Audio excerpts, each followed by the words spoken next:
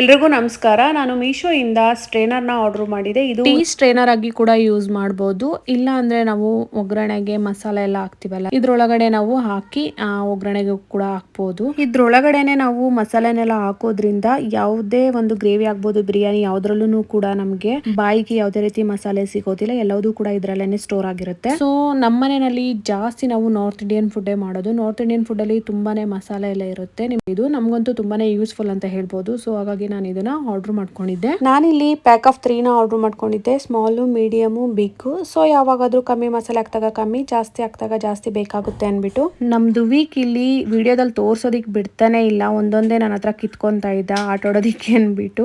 So ತುಂಬಾನೇ easy ಅಂತ ಹೇಳ್ಬೋದು ಯೂಸ್ ಮಾಡೋದು ಇದನ್ನ. ಸೊ ಅದ್ರೊಳಗಡೆ ಎಲ್ಲ ಮಸಾಲೆ ಎಲ್ಲ ಹಾಕಿ ಈ ರೀತಿ ಕ್ಲಿಪ್ ಇರುತ್ತೆ. ಕ್ಲಿಪ್ ನ ಹಾಕಿದ್ರೆ ಕ್ಲೋಸ್ ಆಗ್ಬಿಡುತ್ತೆ. ಸೊ ಯಾವುದೇ ಕಾರಣಕ್ಕೂ ಕೂಡ ಓಪನ್ ಆಗೋದಿಲ್ಲ. ಆಮೇಲೆ ಒಂದು ಉಕ್ಕು ಚೈನ್ ಕೊಟ್ಟಿರ್ತಾರೆ ಪಾತ್ರೆಗೆ ಅವಕ್ಕನ್ನ ಸಿಕ್ಸೋದು. ಸೊ ಎತ್ಕೊಳ್ಳೋದಕ್ಕೂ ಕೂಡ ತುಂಬಾನೇ ಈಸಿ ಆಗಿರುತ್ತೆ. ಕುಕ್ ಮಾಡೋ ಅಂತವ್ರಿಗೆಲ್ಲ ತುಂಬಾನೇ ಯೂಸ್ಫುಲ್ ಆಗೋಂತ ಪ್ರಾಡಕ್ಟ್, ಮಸ್ಟ್ ಬೈ ಪ್ರಾಡಕ್ಟ್ ಅಂತಾನೆ ಹೇಳ್ಬೋದು ಕಿಚನ್ಗೆ. ಸೊ ನಾನು ಇಲ್ಲಿ ಟ್ರಯಲ್ ಮಾಡಿ ತೋರಿಸ್ತೀನಿ ನಿಮ್ಗೆ ಯಾವ ರೀತಿ ಟೀ ಸ್ಟ್ರೈನರ್ ಆಗಿ ಯೂಸ್ ಮಾಡೋದು ಅಂತ. ಸೊ ನಾನು ಇಲ್ಲಿ ಟೀ ಇಟ್ಕೊಂತಾ ಇದ್ದೀನಿ ಗ್ಯಾಸ್ ಮೇಲೆ. ಮತ್ತೆ ಇದರಲ್ಲಿ ಟೀ ಪುಡಿನ ಹಾಕಿ ಸ್ಟ್ರೈನರ್ಗೆ ಈ ರೀತಿ ಹಾಲೊಳಗಡೆ ಹಾಕೋದು. ಸೊ ಟೀ ಸೊಪ್ಪು ಯಾವುದೂ ಕೂಡ ಹಾಲೊಳಗಡೆ ಹೋಗೋದಿಲ್ಲ. ಸೊ ಈ ರೀತಿ ಯೂಸ್ ಮಾಡ್ತಾರೆ. ಸೊ ಈ ಒಂದು ಸ್ಟ್ರೈನರ್ ಲಿಂಕ್ ಏನಾದ್ರು ಬೇಕಿದ್ರೆ ನೀವು ಕಮೆಂಟ್ ಮಾಡಬಹುದು. Thank you.